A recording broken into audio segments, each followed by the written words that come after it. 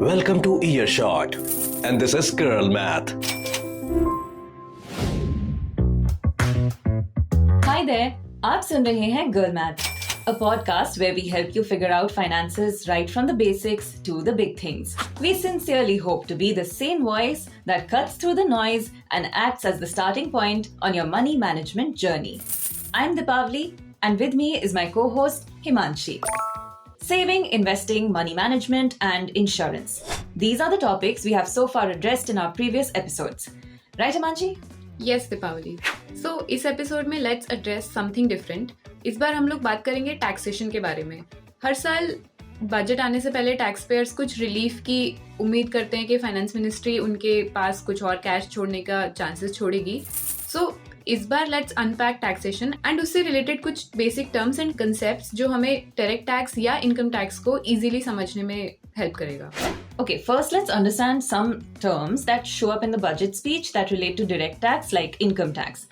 Announcements regarding taxes on personal income are made following Part A of the budget, which lays the broad economic vision for the country. So let's dive right in. First, you should know that there are two tax regimes. The old regime offers many exemptions but higher rates, while the new regime offers fewer exemptions but lower tax rates.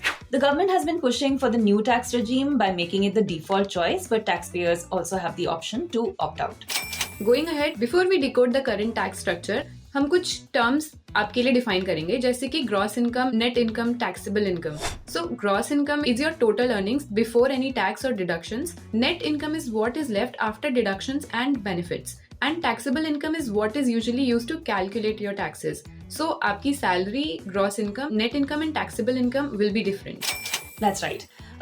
Now that groundwork is laid, let's look at the existing tax structure in the new tax regime. Under this, there's no tax on an income range between 0 to 4 lakh rupees. After the nil rate on taxable income up to rupees 4 lakh, there is an increment of 5% every rupees 4 lakh. A tax rate of up to 25% applies for taxable income between rupees 20 to 24 lakhs, and 30% applies to income above rupees 24 lakh. This structure provides a higher basic exemption, and with a standard deduction of rupees 75,000, taxpayers with income up to 12.75 lakh rupees may pay no tax. So let's understand how that works. Suppose आपकी gross salary है 12,75,000 rupees. New tax regime में 75,000 rupees का standard deduction दिया हुआ है जिससे कि आपकी टैक्सेबल इनकम निल हो जाती है. सो आपको 12,75,000 तक कोई टैक्स नहीं देना है. सो उसको और जानने के लिए let's break it down. For 4 lakh of your salary you pay nil tax. For the next 4 lakh आपको 5% टैक्स देना होगा. So 5% of 4 lakh is 20,000 rupees. A tax rate of 10% is applied to the next slab of your income. 10% of 4 lakh would be 40,000. Now that we have accounted for your entire income in slabs of 4 plus 4 plus 4, जिससे कि ये बनता है 12 lakh, your total tax liability is calculated as 20,000 rupees plus 40,000, which is 60,000 rupees. लेकिन government एक 60,000 rupees का tax rebate भी देती है उन इंडिविजुअल्स को जिनकी taxable income up to 12 lakh rupees है. This effectively reduces your tax liability to 0. Why effectively? Technically, income of 12 lakh rupees is taxable, but with a higher standard deduction and Section 87A rebate offered from financial year 2025 to 26, the tax liability reduces to 0. Now, what happens to income above the rupees 12 lakh threshold?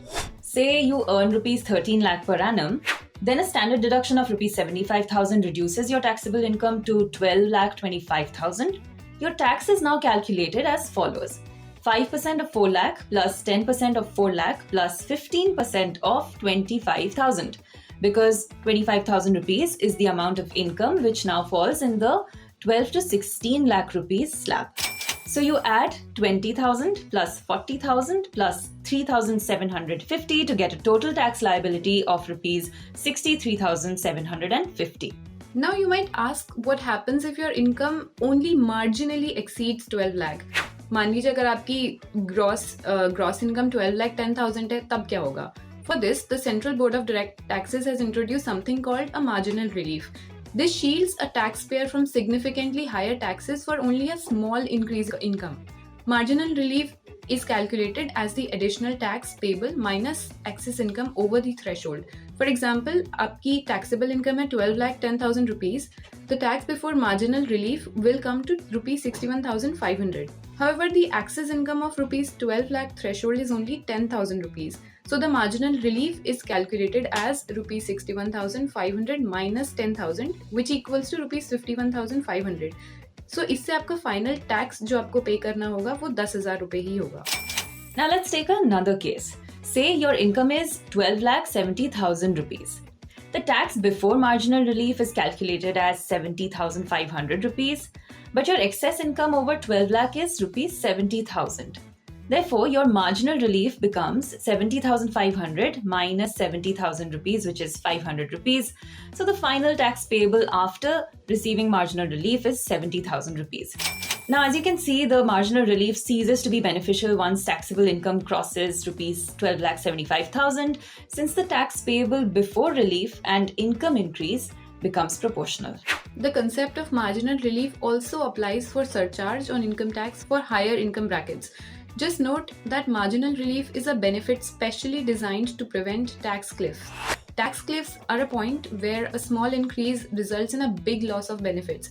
Marginal relief, therefore, is helpful for salaried individuals and small business owners जिनकी income higher tax slab से बस थोड़ी सी ही ज़्यादा है.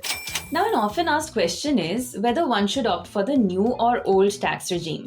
What is beneficial really depends on your finances and investment. However, roughly, the difference between the two regimes is this. The old regime has more deductions and higher tax rates. The new regime has fewer deductions and lower tax rates and wider slabs. The old tax regime requires taxpayers to make specific tax-saving investments to claim deductions under Section 80C, whereas the new regime liberates one to make the investments that are aligned to their financial goals. So by contrast, old regime उन लोगों के लिए ज़्यादा beneficial हो सकती है जिनकी income ज़्यादा है एंड जिन्हें सब्सटैंशियल डिडक्शंस क्लेम करने होते हैं जैसे कि हाउस रेंट अलाउंस या फिर HRA, होम लोन इंटरेस्ट या अदर क्लेम्स जैसे under section 80C and 80D. Investments in Public Provident Fund, Employee Provident Fund, National Savings Scheme, Equity Linked Savings Schemes, Unit Linked Insurance Plan and Senior Citizen Savings Scheme etc. are tax saving schemes. अब अगर आप undecided हैं कि tax regime कौन सा tax regime आपको benefit करेगा, the income tax departments website provides a tool that can help you make an informed decision. आप लॉग ऑन करें www.incometaxindia.gov.in, फिर आप जाएं इनकम एंड टैक्स कैलकुलेटर वाले एक आइकॉन पे to find out what regime suits you better.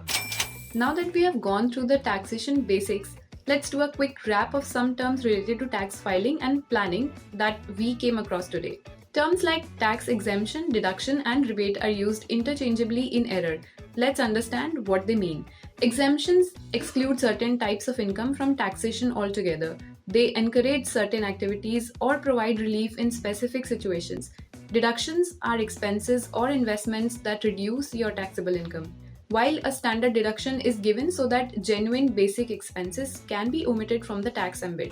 And finally, a rebate reduces your final tax payable, whereas deductions reduce your taxable income.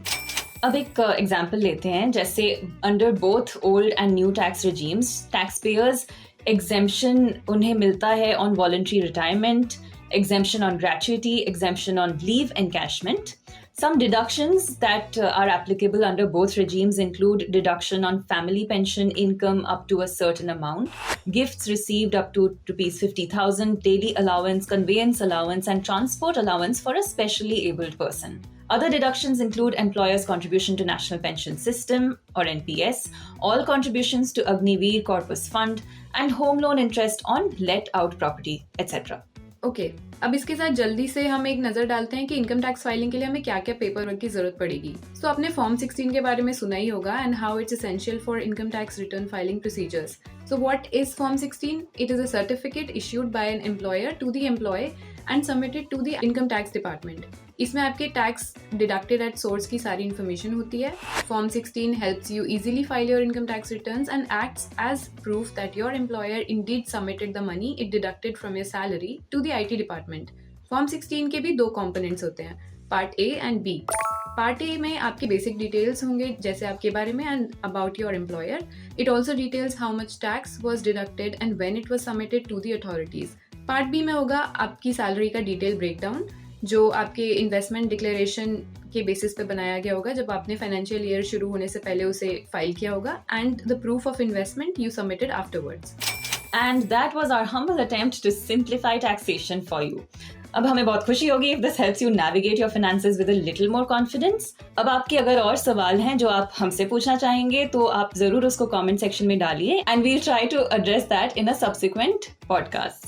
Like we always say, explore, ask questions, start small, but do get started.